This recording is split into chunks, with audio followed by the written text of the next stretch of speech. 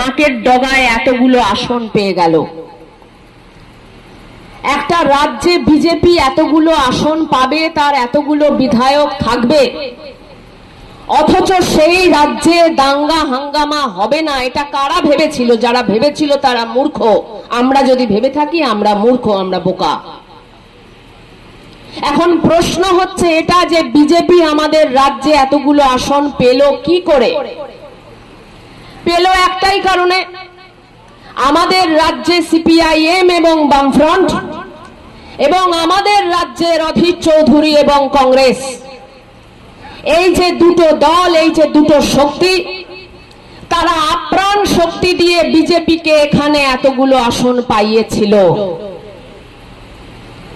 তাদের ছাড়া আজকে পশ্চিমবঙ্গ এবং মুর্শিদাবাদে এই দাঙ্গা হয় না। বিজেপির আসন যদি মাত্র 10টা থাকতো, মাত্র 8টা থাকতো, মাত্র 16টা থাকতো, তাহলে এই দাঙ্গা করার হিম্মত মুর্শিদাবাদ জেলার শামশেরগঞ্জ থানার কোনো পুলিশ, কোনো আইসি থাকে না।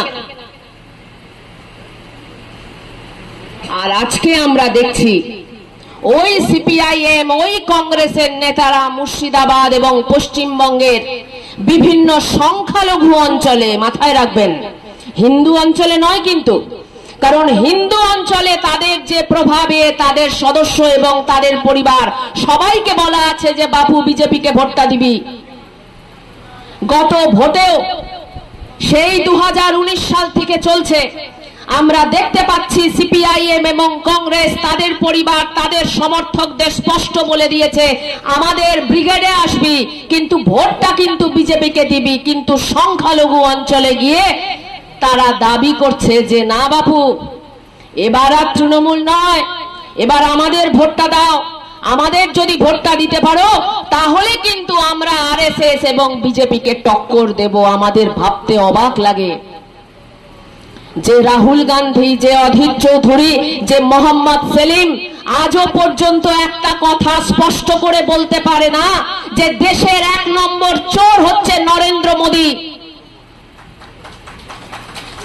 আপনারা যদি মোহাম্মদ সেলিম এখানে আসেন, তাদের কোনো আমচা চামচা আসে, জিজ্ঞাসা করবেন যে দাদা একটা কথা বলেন তো, আমাদের দেশে সবচেয়ে বড় চোরকে? কি বলবে?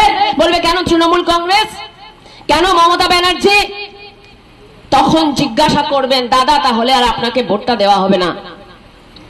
কারণ আপনারা যদি এটা মনে না করেন যে দেশের 1 নম্বর, পয়লা নম্বর দেশদ্রোহী হচ্ছে নরেন্দ্র মোদী, যে আমার আপনার টাকায় ওই স্টেট ব্যাংক অফ ইন্ডিয়ার 16 লক্ষ কোটি টাকা বিদেশে পাচার করেছে, তার থেকে ঘুষ খেয়েছে, যে নরেন্দ্র মোদীদের একটাই স্লোগান, এক দেশ, এক ধর্ম, এক দেবতা, এক চোর, তার মানে দেশের সমস্ত কোম্পানি শুধু চাঁদা দেবে নরেন্দ্র মোদীকে, আর তার সমস্ত টাকা ভাগ বাটোয়ারা করে নেবে নরেন্দ্র মোদী আর অমিত শাহ।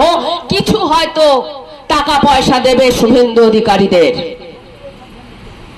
তাই তোমরা যে পার্টি নরেন্দ্র মোদীদের দুর্নীতিগ্রস্ত বলতে পারো না, তোমাদের ভরসায় আমরা আরএসএস কে মোকাবিলা করব।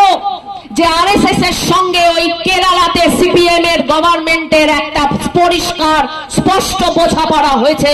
গত লোকসভা নির্বাচনে আমরা দেখেছি কেরালাতে বিজেপি তার প্রথম আসন খুলেছে। তোমাদের আমরা ভরসা করব?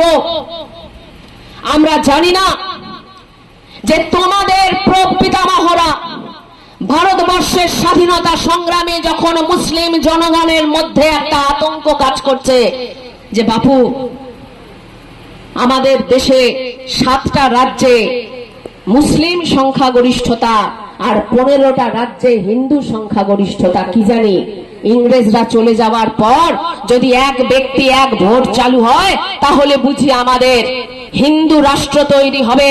শেষ পর্যন্ত যদি রাজ্যগুলোর হাতে ক্ষমতা না থাকে বাপু, যদি কেন্দ্রের হাতে ক্ষমতা থাকে তাহলে আমাদের দেশটা হিন্দু রাষ্ট্র হবে। এই ভয় সেদিনকেও সংখ্যালঘু মানুষের মধ্যে ছিল এবং আজও পর্যন্ত আপনাদের মধ্যে আছে। এটাই হচ্ছে আমাদের লজ্জা। সেদিন সিপিআইএম কে আজকে জিজ্ঞাসা করবেন, কংগ্রেসের নেতাদের জিজ্ঞাসা করবেন সেদিন বাপু তোমরা কি করেছিলে, যখন তোমাদের দলের নেতা মৌলানা আবুল কালাম আজাদ তিনি মুসলমান বলে তিনি যখন বারবার বলেছিলেন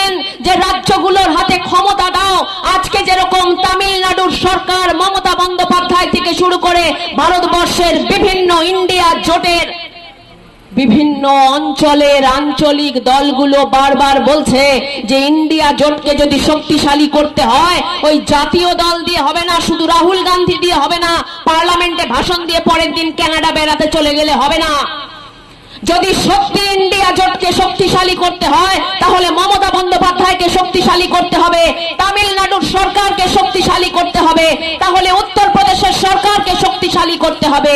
এই কথাটা যখন আজকে ওরা বলছে, আপনারা সেই স্বাধীন পরাধীন দেশের নেতাদের মতো বলে যাচ্ছেন যে না, রাজ্যগুলোর হাতে ক্ষমতা দেব না, আমাদের রক্তে নীল রক্ত বয়, নরেন্দ্র মোদীর ধমনীতে সিঁদুর বয়, আর কংগ্রেসের জাতীয় পার্টির নেতাদের ধমনীতে বয় নীল রক্ত। মহাত্মা গান্ধীকে হত্যা করলো ভারতবর্ষের একমাত্র সন্ত্রাসবাদী দল আরএসএস। আপনারা দেখেছেন দুদিন আগে আসামের ওই যে সন্ত্রাসবাদী লোকটা হেমন্ত বিশ্ব শর্মা, সে বলছে হিন্দুদের হাতে অস্ত্র তুলে দেবো। তার মানে কি? তার মানে হিন্দুদের উপকার করবে তা নয়। তার মানে গান্ধী হত্যার সময় সাভারকার ওই বন্দুকটা দিয়েছিল ওই গডসেকে, যে লোকটার ফাঁসি হলো। সাভারকারের ফাঁসি হয়নি, ফাঁসি হয়েছিল ওই গডসের, যে মহাত্মা গান্ধীকে হত্যা করেছিল। আজকে হেমন্ত বিশ্ব শর্মারা ভারতবর্ষের এবং পশ্চিমবঙ্গের এবং আসামের হিন্দুদের হাতে অস্ত্র তুলে দিচ্ছে। আমরা যদি ঐক্যবদ্ধভাবে মুর্শিদাবাদের হিন্দু অঞ্চলগুলোতে যাই,